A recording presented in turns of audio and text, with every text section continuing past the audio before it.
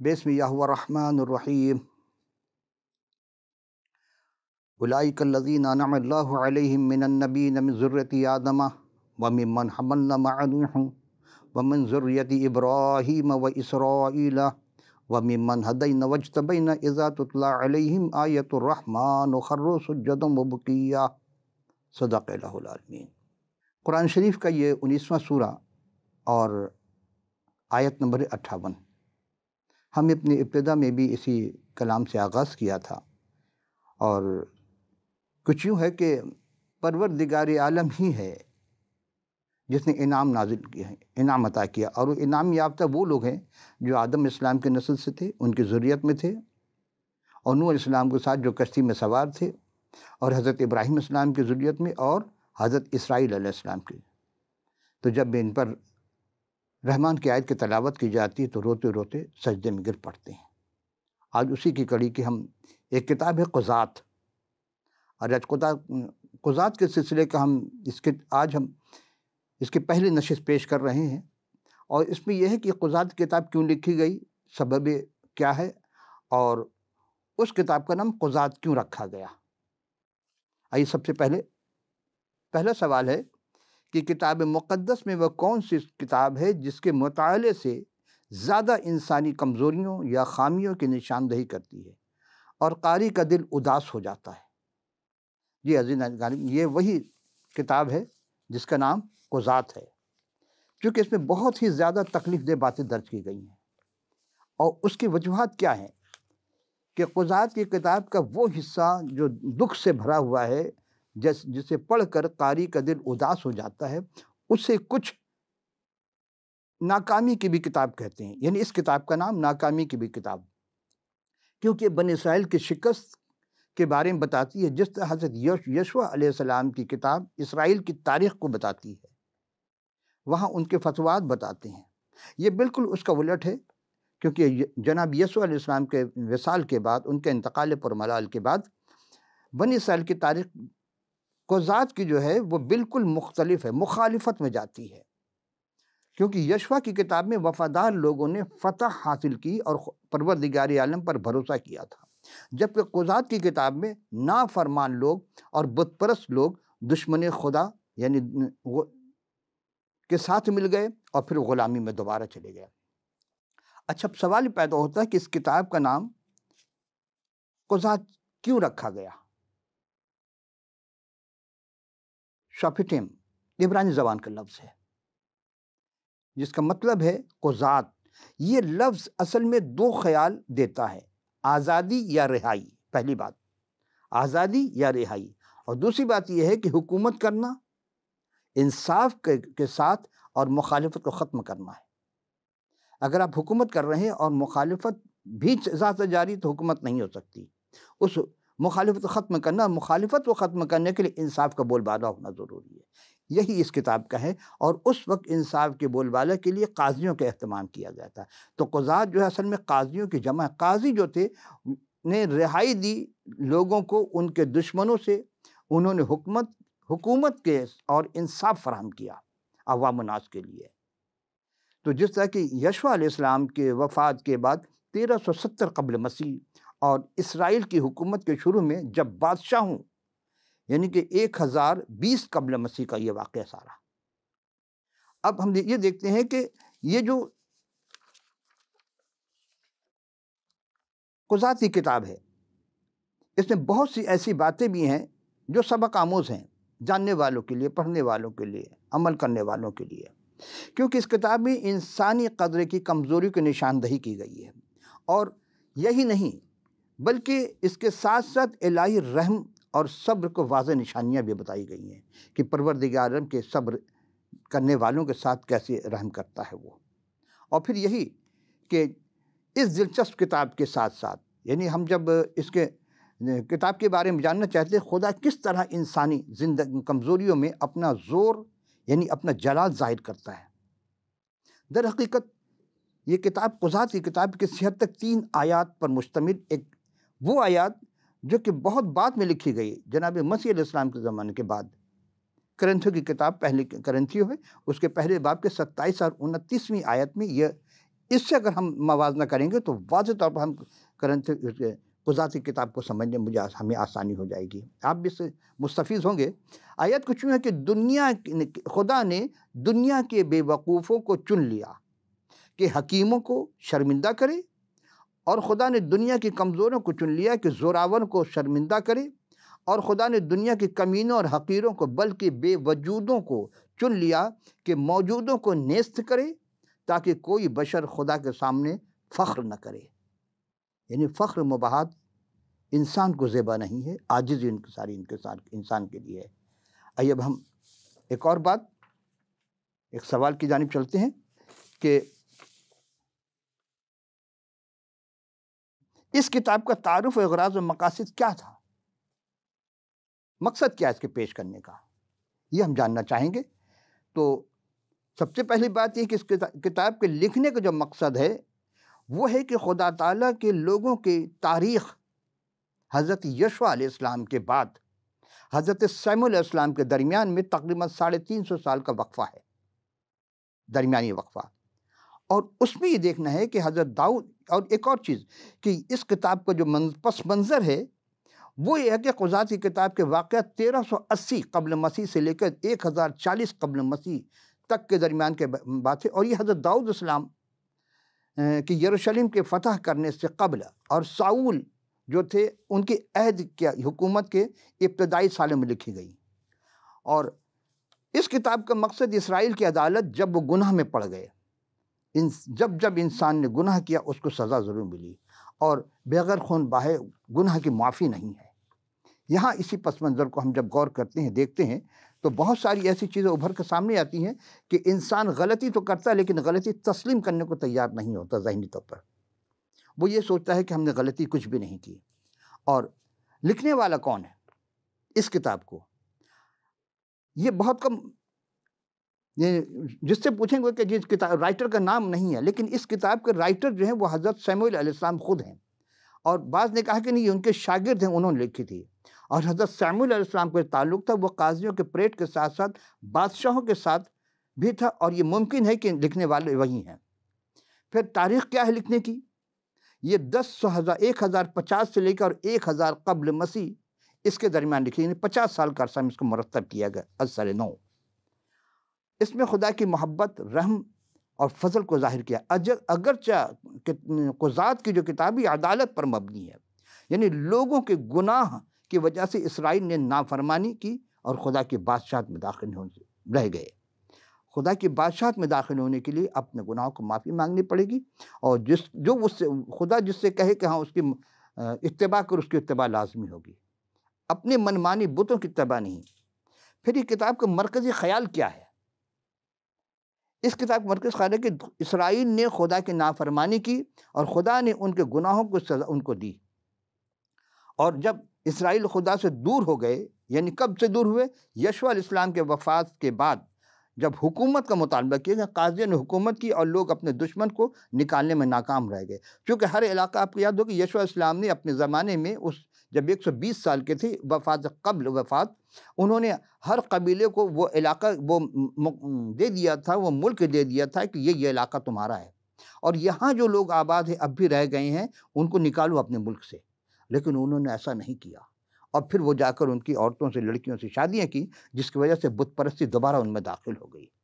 تو جیسا کہ یہ کتاب دکھ بھرا نتیجہ دیتی ہے لوگوں کے نافرمانی کا۔ آج بھی ہم بہت سارے لوگ ہیں کہ ہم دینداری کا، پارسائی کا دعویٰ کرتے ہیں لیکن اندر سے کھوکھلے ہیں۔ آج بھی ہمارے پاس دین نہیں ہے، ایمان نہیں ہے۔ دیکھیں، پارسائی کے لباس پہن لینے سے انسان پارسا نہیں ہوتا، شیطان بھی پارسائی کے لباس میں آتا دھوکہ دینے کے لیے، لیکن وہ پارسا نہیں ہوتا۔ تو ہمیں اندر سے پارسا ہونا ہوگا، جب اندر سے پارسا ہوں گے تو روح کی معموری ہوگی۔ پھر ایک اور چیز کہ اس کتاب کی خصوصیت کیا تھی، کون کون سے لوگ شامل تھے۔ دراصل اس کتاب کے واقعات غتنیل سے لے کر سمسون تک، یہ 350 سالوں پر محیط اس کتاب کو میں جو واقعات ہوئے وہ لکھے گئے ہیں۔ قاضی محض انصاف کرنے والے نہ تھے، پھر کیا تھے؟ وہ قاضی سے تھے، لیکن وہ قاضی سے زیادہ وہ لوگ فوجی تھے، فوجی رہنما بھی تھے، وہ کمانڈنگ بھی کرتے تھے اور رہنمائی بھی کرتے تھے. کس کے؟ ایمان کے ذریعہ زور آور کارناموں سے وہ خدا کی عدالت کو عمل میں لائے اور اپنے اوپر استحصالی قوتوں کو جوا اتار پھینکا. دیکھیں، جب تک کسی معاشرے میں آپ کا انصاف نہیں ہوگا وہ معاشرہ کبھی بھی نہیں سدھرے گا، وہ بد سے بدتر ہوتا جائے گا. اور جہاں چاندی کے جھنکاروں سے، جہاں سکوں کے جھنکاروں، جہاں روپے کے جھنکاروں سے عدالت کا انصاف نہیں ہوتا ہے، غریب اور پست سے پست چلا جاتا ہے، وہاں ایک نہ ایک دن خدا کا عذاب آتا ہے. اور دیکھیں گے کہ آ چکا ہمارے یہاں بھی بہت سارے لوگ جو حتیٰ کہ جو منصف کی کرسی پہ بیٹھائے گئے انہوں نے بھی انصاف نہیں کیا، اور خدا کی ان کو یاد نہیں ہے کہ شاید ایک دن اس عدالت میں جانا ہے جو سب کا عادلوں کا عادل ہے. یہاں یہی بات تھی کہ جب بنی اسرائیل نے بھی حکم عدولی کی اور ان بت پرست شادی کی تو وہاں بھی پھر وہی دوبارہ وہ چلے گئے کس چیز میں؟ غلامی زندگی میں. اور اسرائیل کے 12 مخلصی جو 12 قاضی تھے ان کو خدا نے برپا کیا تھا. اور کتاب میں بعض ایسے کے بارے میں خاصاً تفصیلی کا ذکر ہے جو ابھی ہم نہیں پیش کر سکتے، ہم صرف کتاب کا اجازہ پیش کریں. صرف 1-2 کے آیات میں بیان کیے گئے. ان کا تعلق تو مختلف قبیلوں سے بھی تھا، اور بعض اپنے قوم یعنی اہل مسوپتامیہ، موابیوں، فلسطینیوں، کینانیوں، مدانیوں اور امینیوں سے رہائی دلائی.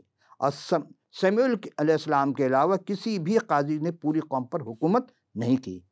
وہ قاضی بھی تھے اور فوجی بھی تھے. تو 2 چیز ان کے پاس ہونے کی وجہ سے انہوں نے کامیابی حاصل کی پورے ملک میں. تو پہلے 2 ادوار میں جو تعارفی ہم آپ کی خدمت پیش کی، یہ تاریخی اور نبوتی نوعیت کی قاضیوں کے ریکارڈ ہیں. اس میں اگر آج کوئی قاضی جاننا چاہتا ہے کہ ہم کیسے زندگی گزاریں، کیسے ہم فیصلہ کریں، تو کتاب مقدس سے بہتر اس کو کوئی کتاب نہیں ملے گی. دیکھیں، انسان کے بنائے ہوئے قانون ہر روز تبدیل ہو جاتے ہیں، لیکن رب العالمین کا بنائے ہوئے قانون کبھی تبدیل نہیں ہو سکتا، اس لیے کہ وہ انسان کی شرط سے واقف ہے. تو ملک کے مختلف حصوں میں اپنے دشمنوں کا مقابلہ کر رہے تھے. یہ یاد رکھنا ضروری ہے کہ اگر اس کتاب کے مذکورہ سالوں کے سلسلے میں وار جمع کیے جائے تو کل 400 سال سے زائد کا عرصہ بنتا ہے. لیکن چونکہ ہم ہر چیز نہیں پیش کر سکتے تو یہاں ہم ایک چیز پیش کرنا چاہیں گے کہ تیسرا سوال کہ قاضی جو تھے، قاضی کیا ہوتے تھے، ان کے تقرر کے اسباب کیا تھے. یہ ہم جواب دے چکے آپ کو کہ قاضی جو ہوتے تھے وہ فیصلہ دیا کرتے تھے، اور فیصلہ ایمان کے اوپر ہوتا تھا، اور وہ فوجی صلاحیت کے مالک تھے، یعنی فوجی تھے وہ، اور اپنے عوام کو سدھارنے کی کوشش کرتے تھے. اس کتاب کا سب سے اہم مضمون کیا ہے؟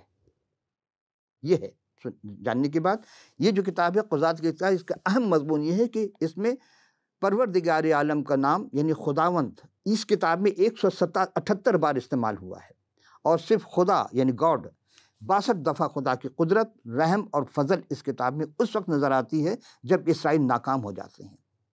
آج بھی انسان جو ناکام ہو چکے ہیں وہ اگر غور کریں، تفکر کریں، اس رب العالمین سے مدد مانگے تو وہ اس کی ناکامی کو کامیابی بدلنے کی قادر مطلق کے پاس وہ قوت ہے جو انسان کے پاس نہیں ہے. پھر خدا نے اسرائیل کو بچایا. دوسری بات یعنی کہ اہم مضمون میں سے کہ یہ نام ہے، اور ان کو ناکامی سے بچایا. اور پھر کچھ قاضی مختلف علاقوں میں کینان میں حکومت کرتے تھے ایک ہی وقت میں، کینان میں بھی اور وہاں بھی، اور وہ قومی لیڈر نہ تھے، قاضی تھے، قومی لیڈر نہ تھے، مختلف فتوحات دلاتے تھے. وہ جو قاضی ہے وہ صرف عدالت کی کرسی پہ بیٹھا ہوگا، کیس آئے گا تو وہ فیصلہ کرے گا. یہ وہ لوگ تھے جو قاضی بھی تھے، لیڈر بھی تھے اور فوجی بھی تھے. اور نہ ہی تمام قبائل جنگ میں حصہ لیتے، اکثر قبائل حسد اور لڑائیاں آپس میں لڑتے تھے، جو آج بھی ہمارے یہاں بھی ملک میں ہے، حسد کی بنا پر. اور حسد جو ہے وہ آگ ہے جو انسان دوسروں کو جلانا جاتا ہے، خود اپنی آگ میں جل کر مر جاتا ہے. تو حسد سے خدا نے منع کیا، حسد نہ کرنا. لیکن کئی قاضی اخلاقی طور پر کمزور تھے، وہ آج بھی ہمارے یہاں بھی ہے. لوگ اکثر بت پرست تھے. کیا آج ہمارے بت پرستی نہیں ہے؟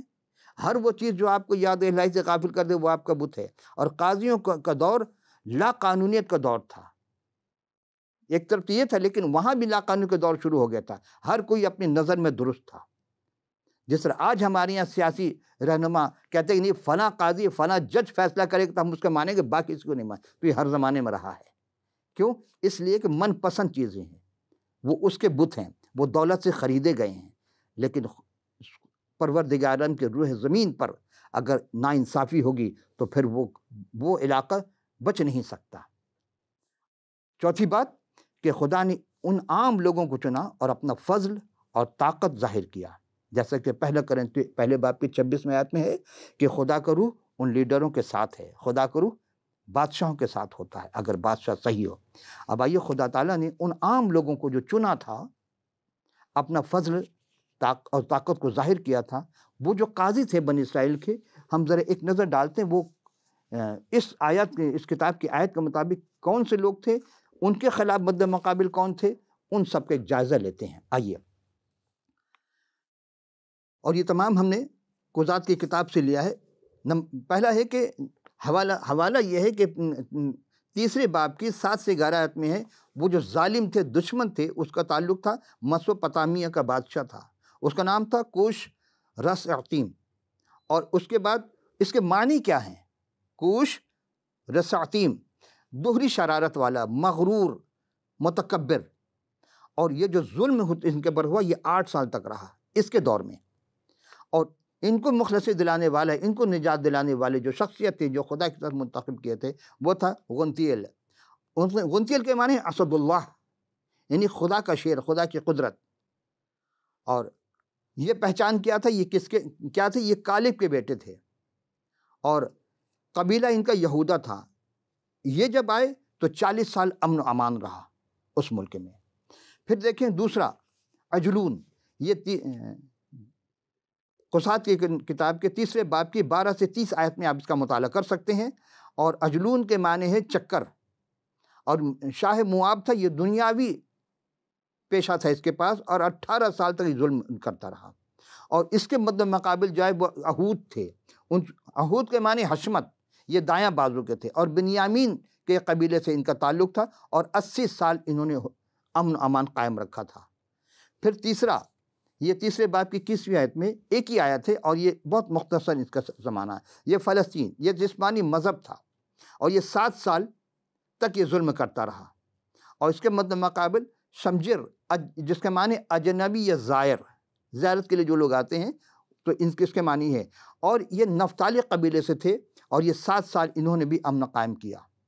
چوتھا شخص جو چوتھے باب کی اسی قضات کی اور 4 آیت سے لے کے 5ویں باب کی 31 آیت تک یہ پورا واقعہ درج ہے۔ یہ کینانی تھے، یابین اور شاہ حسور۔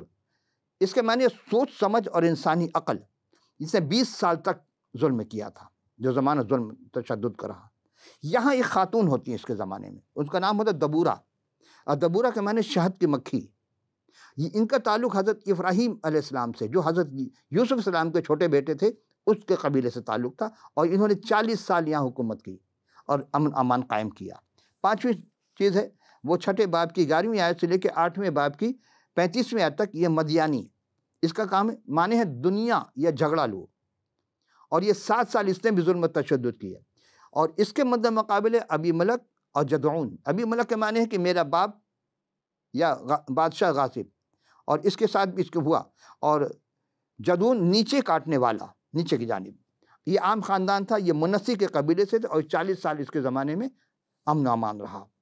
اور اسی طرح 6 جو ہے وہ اس کے مد مقابل آیا تھا، اس کا نام توعیلہ، یہ ایک کیڑا ہے، کہتے ہیں ایک کیڑا، اور یہ اشکار کے قبیلے کا 23 سال اس کی حکومت لی، اور اس نے یہاں پہ امن و امان قائم رکھا۔ 7واں شخص یائر، یائر کے معنی روشنی دینے والا، اور اس کی جو پہچان تھی، مشہور تھا، یہ 30 بیٹے 30 شہر، اس شخص کے 30 بیٹے تھے اور 30 شہر کا یہ مالک تھا۔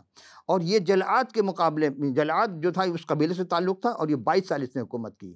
8واں شخص عمونی، جو ظالم تھا، اور یہ اس کے معنی اقلیت پسندی یا غلط عقائد کے لوگ، یعنی بت پرست زیادہ تر، جو پروردگار عالم کے واحد اللہ شریک کو ماننے کے علاوہ جو ہے۔ اس نے 18 سال یہاں ظلم و ستم کے پہاڑ ڈھائے۔ اور اس کے مقابل جو مخلصی دینے والے تھے وہ افتاح، افتاح کے معنی وہ کھولے گا، اور یہ بے دہانی قسم کے تھے، اور جلعاد کے زمانہ سے یہ 6 سال تک انہوں نے یہاں پہ امن قائم کیا۔ پھر نواں شخص وہ اسان، یہ معنی غیر یقینی، 30 بیٹے اس کے بھی تھے اور 30 شہر اس کے پاس بھی تھے، اور بیت لحم میں یہ 7 سال تک، بیت لحم سے ان کا قبیلہ کہلاتا ہے، اور 7 سال انہوں نے بھی قائم کیا۔ اور 10ویں نمبر پہ ایلون، اس کے معنی میں غیر یقینی، اور یہ زبلون کے قبیلے سے تھے، اور 10 سال انہوں نے حکومت کی، یہ امن قائم رکھا۔ 11واں شخص 13ویں باب کی 13 سے لے کر 15ویں آیت میں عبرون یا عبرون کہتے ہیں، اس کے معنی خدمت، یہ بھی ابراہیم کے خاندان سے تھے، اور 8 سال انہوں نے امن و امان قائم رکھا۔ آخری فلسطین یا فلسطین، جسمانی مذہب کے لوگ، یہ 40 سال انہوں نے ظلم کیا، اور اس شخص کے مقابلے میں وہ سمسون آئے تھے، جن کا ذکر ہم اگلی نشست میں کریں گے۔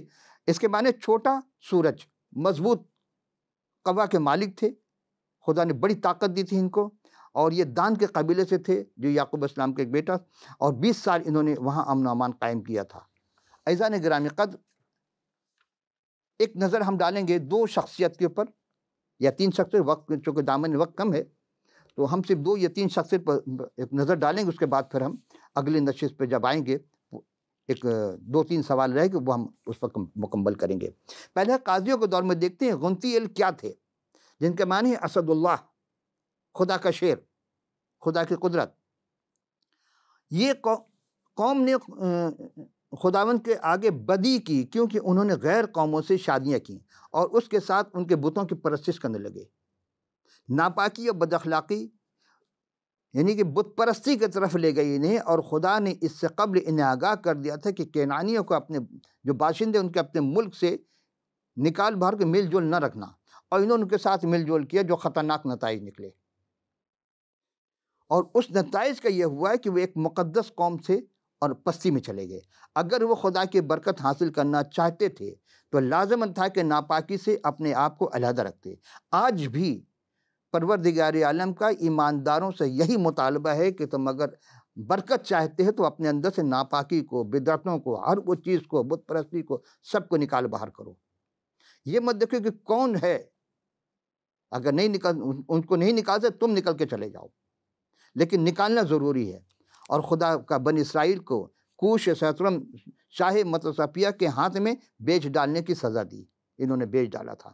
اس کے نام کا مطلب ہے دوہری یا بدی والا، جس ہم نے آپ کو خاکہ پیش کیا تھا۔ جب پروردگار عالم نے لوگوں نے توبہ کرتے ہوئے اس سے فریاد کی تو اس نے کالب کے بھتیجے غنطیل کو برپا کیا۔ دیکھیں پہلے جب بت پرستی میں چلے گئے، ظلم متشدد ہونے لگا، غلامی میں گئے، اب ان کو احساس ہوا کہ ہم نے بہت بڑی غلطی کر دی۔ تو یہ احساس کا ہونا بھی اس زمانے میں بہت بڑی بات ہے۔ کیا آج ہمارے احساس ہے؟ اگر احساس نہیں ہے جس کا مطلب ہم انسان میں داخل نہیں۔ احساس ہونا یہ انسانیت کی علامت ہے۔ احساس جس کو نہ ہو وہ حیوان میں شمار ہو جاتا ہے۔ تو کالب کے بھتیجے غنطیل کو برپا کیا، اور انہوں نے ان کے دشمنوں سے مخلصی دلا کے 40 سال آرام میں داخل کیا۔ اور غنطیل یعنی خدا کے شعر، اس سے پہلے یہ قریب کے سفر کو لے لیا، اور اس یعنی کتاب کا شہر، اس کا نام ہے کتاب کا شہر، اور دبیر یعنی ابدی قول میں تبدیل کر دیا۔ ایمان خدا کے کلام کے ساتھ یہی کام سر انجام دیتا ہے۔ جو اہل ایمان ہیں، جن کے پاس ایمانی قوت ہے، وہ کلام الہی کے بغیر کام نہیں کرتے۔ دوسری شخصیت وہ ہے اہود۔ یہ دوسری گردش میں بنی اسرائیل کے شاہ مواب کے مجنون سے 8 سال تک مطیع رہے۔ انہوں نے اپنے کنٹرول میں کر لیا تھا، غلام بنا لیا تھا۔ اس بار خدا نے بنی اسرائیل کی جو فوجی قیادت دیا، اس کا نام تھا اہود۔ وہ بنیامین کے قبیلے سے تھے، بن حتہ تھا، اور بنی اسرائیل کے اس کے ساتھ شاہ اجلون کو ہدیہ بھیجا۔ اس نے جب ہدیہ بھیجا، اس نے 2 دھاری تلوار اپنے کپڑے میں چھپا کر رکھی تھی، یہ اہود نے۔ اور پھر اس کے بعد یہ بڑے اطمینان سے، بڑے کمانڈو قسم کے آدمی تھی یہ۔ آج کمانڈو کا بہت تذکرہ ہوتا ہے، اس زمانے بھی تھے، چونکہ خدا کے چنیدہ تھے، اور چھپا رکھے۔ جب تحفہ دیا گیا بادشاہ کو تو اپنی یہودی رعایا کے رویے کے بارے میں مطمئن ہو گیا کہ نہیں، یہودی اچھے ہیں۔ تب یہودا نے کہا کہ وہ علیحدگی میں اس سے کچھ خاص بات بتانا چاہتا ہے۔ بادشاہ نے کیا کہ اپنے دربار کے جتنے بھی لوگ تھے، خادم کو سب کو باہر نکال دیا۔ تو اہود بادشاہ کو قتل کر دیتے ہیں وہاں پر، اور وہاں سے بھاگ جاتے ہیں۔ جب اس سارے معاملے کو پتہ چلا تب انہوں نے اہود نے اسرائیل کے جنگی مردوں کو اکٹھا کیا اور اس نے مواب کے خلاف پیش قدمی کی اور تقریباً 10,000 بھاگتے ہوئے سپاہیوں کو قتل عام کیا، فی النار کر دیا۔ تب اسرائیل 80 سال تک چین سے رہے۔ لیکن جب اسرائیل اپنے وہاں یہ بت پرستی میں پھر چلے گئے، ان سے دوستی کی اور وہاں شادیاں کی، پھر ان کی پستی آ جاتی ہے۔ جب دعا یعنی جراحت میں حمد و ثنا کی کو جنم دیتی ہے تو دنیا کا حکمران دو دھاری تلوار سے تباہ ہو جاتا ہے، پھر نار ہو جاتا ہے۔ یہ خدا نے ایک دعا کا طریقہ بتایا، اور داؤد السلام نے دعا ہی سے پورے زبور کا ابتدا سے لے کے انتہا تک 150 میں دعا کا طریقہ بتایا اس میں۔ لیکن افسوس یہ کہ ہمیں اس کتاب کو پڑھنے سے منع کر دیا گیا۔ کیوں؟ اس لیے کہ کہتے ہیں مطلوب وہ تو حمد و ثنا ہے، حمدیت کے بارے میں ہے، وحدانیت کے بارے میں، خدا سے رابطہ کرنے کے بارے میں، دعا کے بارے میں۔ اگر کوئی دعا سے انکار کر دے تو خدا کی کتاب سے انکار کر دیا، جو خدا کی کتاب کا انکار کر دے گویا وہ کافر ہو گیا۔ یہ میں نہیں کہہ رہا ہوں، اور کسی علماء سے پوچھ لیں کہ کیا جو خدا کے کلام کی ایک آیت کا انکار کر دے وہ ایماندار ہو سکتا ہے؟ وہ کہیں گے نہیں۔ کتاب صامت ہے، خاموش ہے۔ اب جب کوئی کتاب صامت کو کہے کہ یہ تبدیل ہو گئی، تب بدل دی گئی یا اس میں تحریف کر دی گئی، اور قرآن یہ کہہ رہا ہے ذالک الکتاب لا ریب فیہ، اس کتاب پہ شک نہ کرنا کیونکہ یہ ہدی للمتقین، متقی کو ہدایت دیتی ہے۔